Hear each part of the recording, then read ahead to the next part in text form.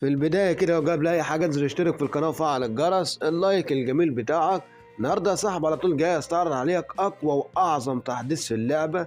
هنعرف كل الإضافات الباكات وكل حاجة، ولكن كل ما عليك إن أنت تدوس لايك اشترك في القناة. ويلا بينا نخش على أول إضافة، وهي الديلي جيم.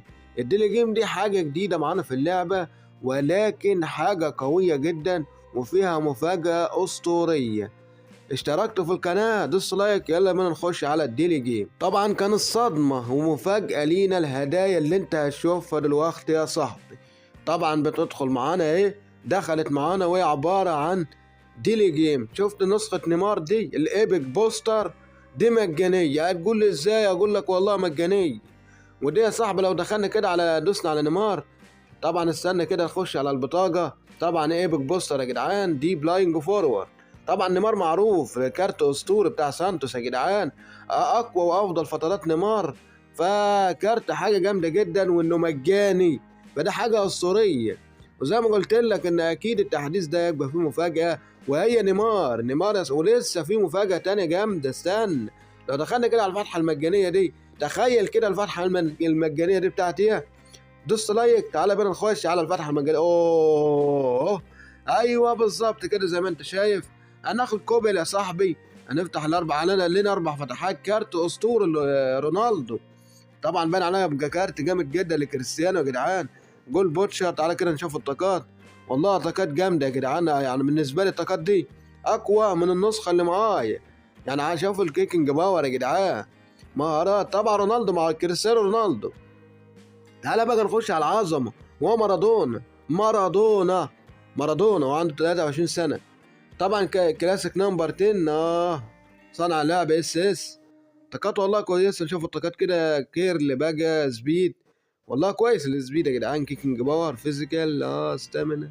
تمام ماشي، هو كارت كويس جدا يا جدعان لمارادونا، وهو كارت مجاني. يعني احنا تعالى كده نخش على اللعبه اللي انا مش عارف اقرا اسمه، ال بي بتاع اي سي ميلان. والله ما عارف اقرا اسمه لحد دلوقتي يا جدعان. طبعا بص له في الخريطه كده ال بي ار بي سي بي هيلعب معاه. كارت اسطوري جدا للاعب، انا اول مره اشوفه اصلا واول مره ينزل معاه. تعالى كده نشوف طاقاته. عنده اللوفت باص والهيدنج عاليين جدا. الكير شوف للوعي الدفاع يا جدعان، او ده التدخل 90 يا جدعان. حاجه جامده جدا في الدفاع. عندك الاستامنا عاليه جدا. عنده بوستر كمان. اوه مهاراته كويسه يا جدعان وطاقاته كويسه. دول اربع لعيبه مجانيين، هناخد اربع فتحات من خلال الديلي جيم دي. الديلي جيم دي عباره عن ان انت يا صاحبي كل يوم بتديك بلنتي، او ممكن يا بقول لك ديلي جيم. انا النهارده اديت ضربه جزاء سجلتها، فانا مش عارف ان هي كل يوم يبقى ضربه جزاء، كل يوم اديك بلن وتسجلها، ولا ممكن يكون في مهاره، او ممكن يكون في تدريب. فهنشوف الحكايه دي. فدي كانت اول اضافه معانا، وهي اضافه اسطوريه. طبعا بالنسبه للهدايا، ان انت تاخد هدايا جامده جدا. تعالى كده بقى نخش على الباكات. نزل معانا هنا باك اسطوري، في سون وفي محمد صلاح وفي كيزا. استعرض مع بعض كده صاحب طاقات كيزا. بروفايل وينجر، يلعب معاك ال ام اف ار ام اف، يلعب معاك ال دبليو اف ار دبليو اف. طبعا طاقاته كويسه جدا. عنده فينش كيرل عالي، عنده السبيد والسبيد كويس مع التطوير. طبعا كله هيعلى كيكنج باور بقى واستامينا. بوستر الشو تايم بوستر. والله الله، ده اضافه جديده ده يا جدعان. يعني كارت جامد جدا شو تايم بوستر. ده اضافه اسطوريه يا جدعان. عندك بعد كده محمد صلاح رومنج فلانك. اخيرا لعب معانا ار ام اف، كان دايما ما بيلعبش، بيلعب ار دبليو اف، ولكن النسخه دي بتلعب ار ام اف. طبعا طاقاته اسطوريه، سرعه وفينش. والله جامد يا جدعان محمد صلاح. مهارات. كارت كويس جدا يا جدعان. لا عايز اقول لك ان كارت اسطوري لصلاح يا جدعان. عندك بعد كده كارت سن كده يا صاحبي. بروفايل وينج اسطوري سن يا جدعان. شايف كده طاقاته. فينش كيرل والله كويس. عنده السبيد سريع، كيكنج باور، ستامينا. اقوى طاقات يا جدعان دي. يعني الكارت بتاع سن ده اقوى في الطاقات من حيث الفينش والسرعه من كارت صلاح وكيزا. تخيل كارت اسطوري من اقوى العاب الهايلايت اللي نزلت معانا يا صاحبي في الباك اللي نازل استعرضها لك، وهو كارت ديبالا. اخيرا نزل معانا كارت لديبالا.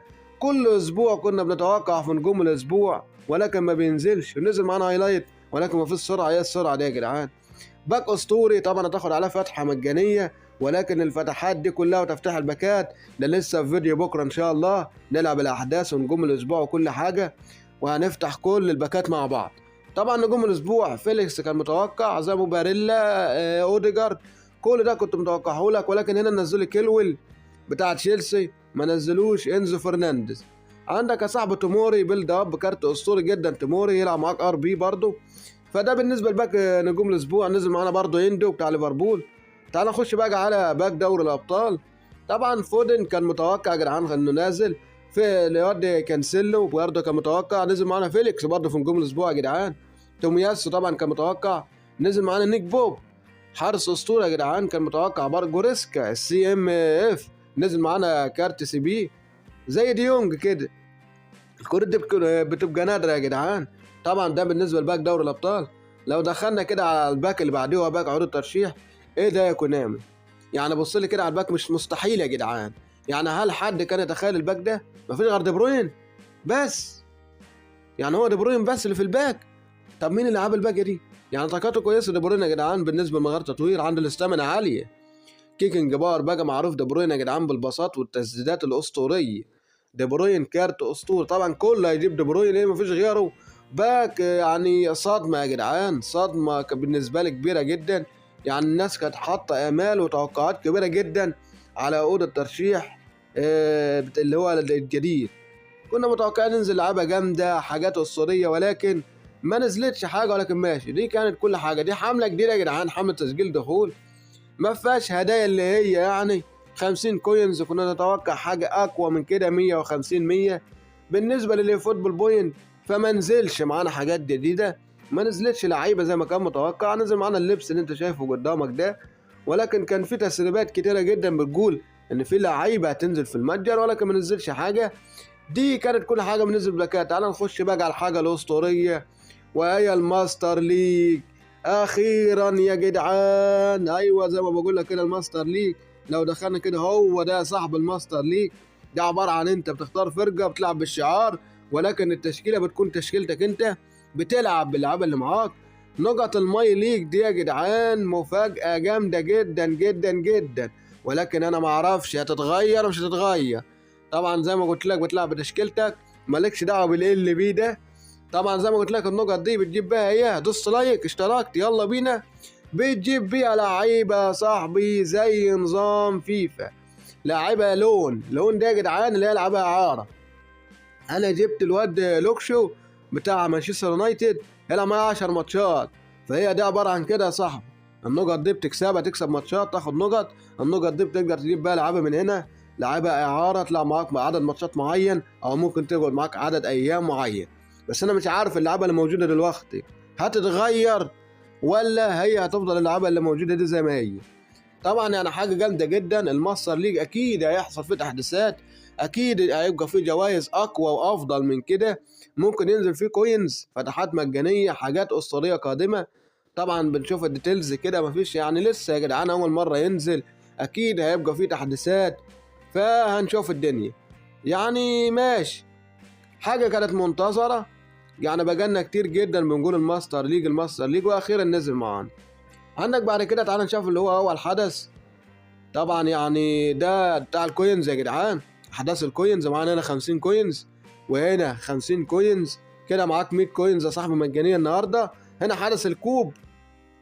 تعالى كده نخش نشوف الاضافه. طبعا كرييت روم على طول، ندوس كرييت، هنشوف كده الاضافات الجديده يا صاحبي اللي بيقول لك ان انت تلعب عشوائي. وبالفعل يا صاحبي انت بتقدر تلعب عشوائي، وعلامة الرسالة دي ممكن تبدأ تبعت رسائل للناس اللي دخلت معاك في الغرفة، زي فيفا كده يا جدعان لما كنت بتبعت ملصقات كده وبتاع. فدي نفس الحكاية، حاجات واضافات جامدة جدا يا جدعان. دي كانت بالنسبة لأول خانة على يدك الشمال. الخانة اللي تحتيها هنا يا صاحبي الأحداث، بتديك الفتحة المجانية على نجوم الأسبوع.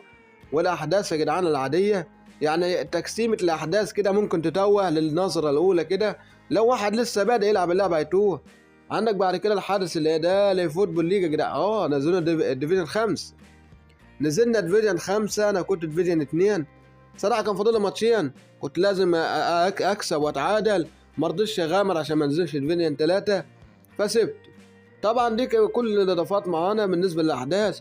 هنا طبعا ماتشات الاونلاين اللي من غير اي حاجه ولا تصنيف ولا اي حاجه. فدي كل حاجه بالنسبه للاحداث. طبعا اقوى وافضل اضافه هي الماستر ليج في الاحداث يعني يا صاحبي. بس دي كانت كل حاجه بالنسبه للتحديث. تعالى برضه بالمره نخش على الماتش. بس نزل معانا هنا رافا سيلفا، واللاعب ده ما عملناش دعوه بيه، نفس الهدايا ونفس كل حاجه ماشي.